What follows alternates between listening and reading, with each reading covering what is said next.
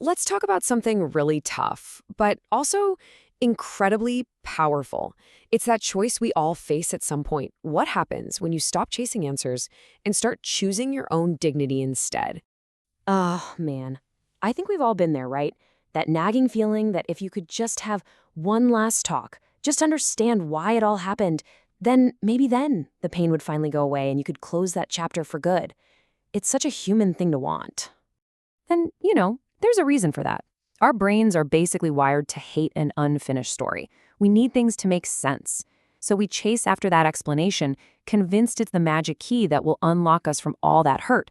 We think if they just say sorry or if they just explain themselves, I'll be free. It makes total sense. But honestly, it's a trap. And here's the catch. The moment you decide that your healing depends on someone else, you've handed over all your power. You're just waiting for something that might be half-hearted, unsatisfying, or, let's be real, might not ever show up. So what if there's another way? A path where you're not waiting on anyone? Well, there is. And that's the path of self-respect. It's a sovereign choice where you're the one in charge. This right here is the absolute core of it. It's a total mindset shift. It's you consciously deciding that you don't need validation from the person who hurt you. You know what? Their actions, that was their answer. Choosing self-respect is finally accepting that answer and deciding that your own peace is just way more important. Okay, let's break this down, because the difference is huge.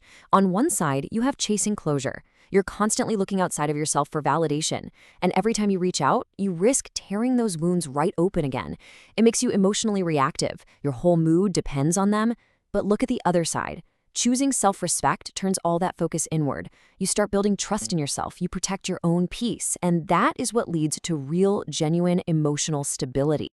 And the first thing you'll notice? You get your power back. Instead of spending all your mental energy replaying old conversations and wondering what if, you start pouring that energy back into yourself, into your own healing. You stop being a passenger in your own recovery story, and you get back in the driver's seat. Now this is such a powerful reframe. That silence that used to feel like a punishment, right? Like you were being ignored or just weren't important, it completely transforms. It becomes an intentional boundary, a quiet, strong wall you've built to keep yourself safe. And it's the exact same idea with distance. It stops being about running away or avoiding things.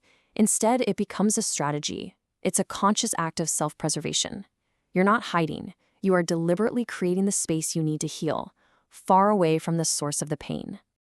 All right, so let's dig into how this choice actually builds you up from the inside.